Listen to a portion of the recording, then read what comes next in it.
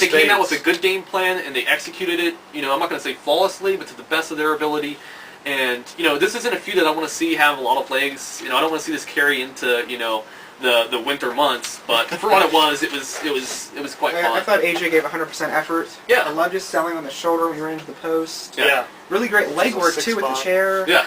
You know, and I gave it a 6 actually. I gave it a 6 too. Quickly, the two things that you can really come out of this: AJ Styles delivers in yet another different sort of environment that he's not really used to. He's versatile. Extremely versatile. Tommy Jr. proves that he does not need to be put out to pasture this week. Just use them effectively. Right. You know, take those god-awful tights off. Number one. Yeah. Thanks for reminding us. What the? Is this fucking Mardi Gras? Near the end of the show, he pulls off his T-shirt to reveal this. It looked like he was a third member of the Syrian War. Yeah, really. He had these like hieroglyphics going on. It was really cool. It was really strange. Maybe he was demoing a possible Halloween outfit, trying to gauge the reaction. See, maybe he's gonna be a pharaoh or something. Yeah, it worked. Next match is a match that I'm really interested to see what. Yo, that's my ride. Dude, that's shit. Huh? Fuck. I know it was a bad night for you, but. Oh shit! Help me out here. This next match is gonna be getting a lot of pub on the internet. People are either gonna love it or hate it. It's gonna be really polarizing. No gray area. It really is. Go ahead. I thought at first there were really great ups and downs. We haven't even really said yet who it was. Oh, I'm sorry. It was Kurt Angle versus Jeff Hardy.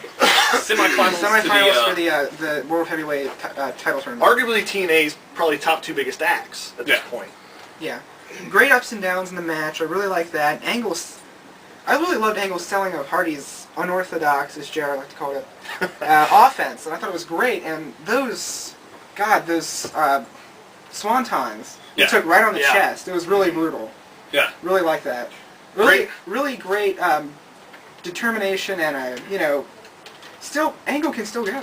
Yeah, I don't care if he's 90 years old and a walker. Yeah. He's going to give 100%. If he has a self-destructive lifestyle, that's not on our hands. I mean, we pay to watch it. Then he wants to do MMA. Let somebody within the industry or family be the one that make that call. We're not here to play Freud.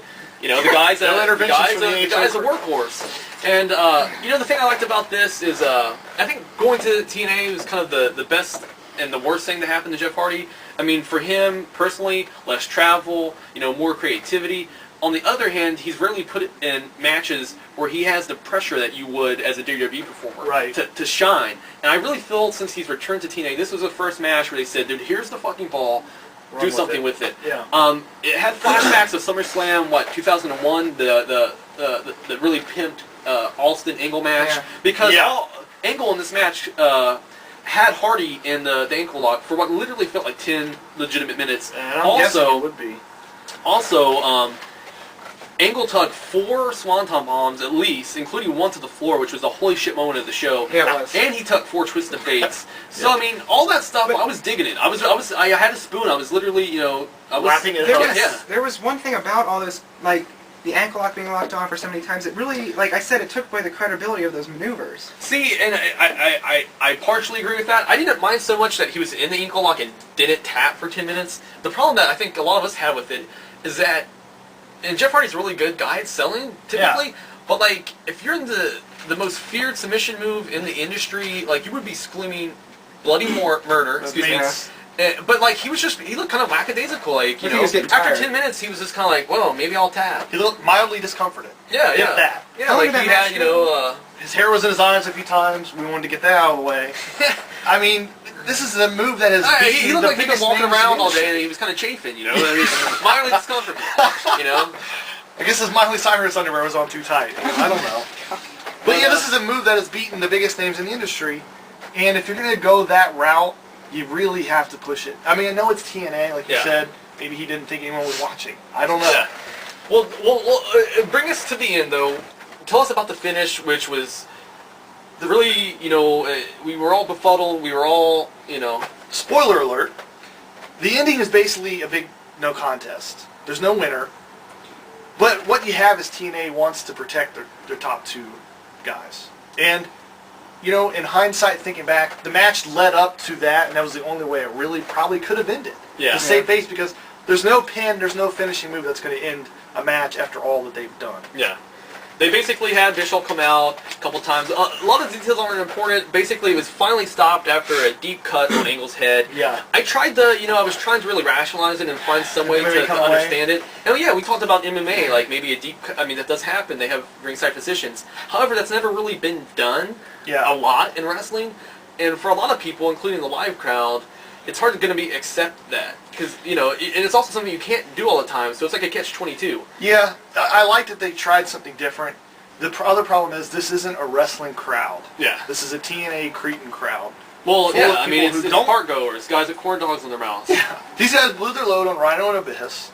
No, they blew their load on the fucking roller coaster before they got into the show. They were pretty much done. The one that Taz rode with the corn dogs. How long was Taz? Yeah. Yeah, I mean, they were spinning, and their money was spent. Their wallets were dry. I mean, I think a live crowd's going to hate this anyways, but they would have made this match so much more special because obviously, like you said, Kurt and Jeff both really did want this to be something that lasted, was a memory.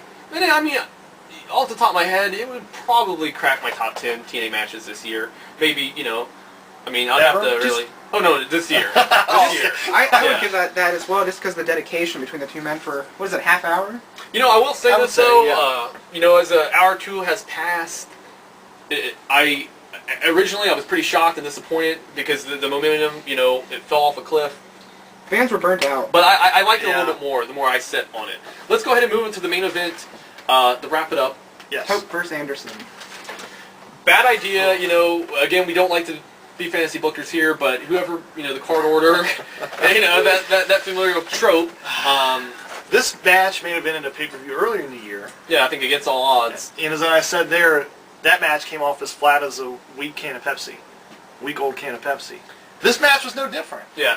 Well, if you want an example of a bad crowd, you literally need to put this in as a textbook definition. Yeah. There were so many guys milling about with their hands in their pockets, much like we are now out here, and, but they were actually, at the impact zone. Yeah, at the front event. You're on camera. And that really, I tried not to focus on it and really, but you could tell, I mean, the production, the in-ring, everything just kind of came to a screeching halt.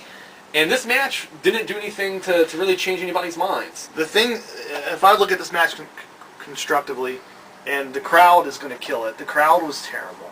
Yeah. Pope did some things I liked. He had some good movement. He had some pretty cool moves. I never believed, really, that he was going to win, albeit I wanted him to. And Anderson just looked like he didn't care. Yeah, he's exuded that a lot since he's joined in. And I think that's why he's got a bad name in the business. I think it's because, I used to be in WWE mid-card, and holier than thou attitude.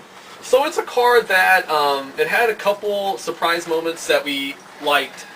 It had a lot of disappointment. It's definitely middle of the road, which, I mean, yeah. It's already became cliche for TNA. It comes in the middle, yeah.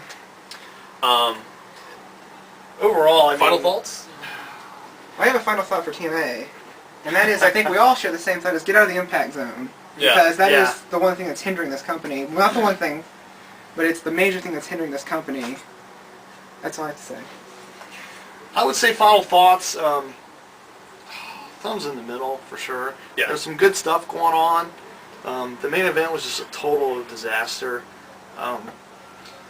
And the first half of the show was just bad. I mean, it was as flaccid as Rob Feinstein. I see your center.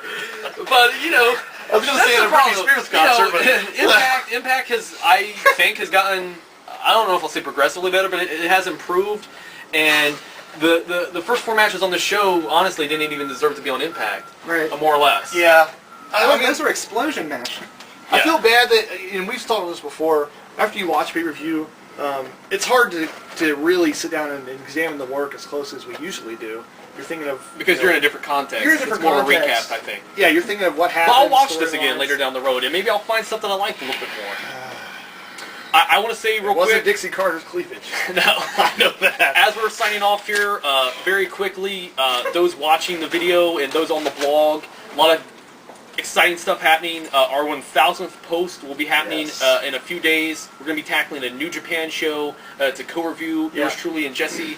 Also, 2 other really big things I need to get in here. October 1st is our ballot for our WWF Superstars 1996 project. We're going to have 25 best matches as decided upon by us. We're going to be doing a video roundtable. And last but not least, and this is a first ever for any wrestling site, we're going to be doing a 24-hour consecutive wrestling marathon with live updates periodically throughout the day. Is that on YouTube? Or? It's going to be on YouTube and on the blog, on neverhandover.blogspot.com. Yeah. We're even going to have our old member, Adam's going to be joining us for that. Sweet. Very excited to have him in the fold for that. And this is going to be crazy. We're going to be tackling Puro, Lucha, old school, yeah, everything. So that's going to be tons of fun, and other than that, thanks a lot for watching. Hope you enjoyed it. Hope you enjoyed this as much as you did No Surrender. If you watched it, I mean, we'll wait and see when those buy rates come in. But, no, thanks a lot, and we really appreciate it. Send any feedback over to us on the blog. And, yeah, that feedback's always welcome. We enjoy writing the reviews. We enjoy watching wrestling. It's a lost art, you know. Yeah, we love it. We are purveyors, and what am I saying?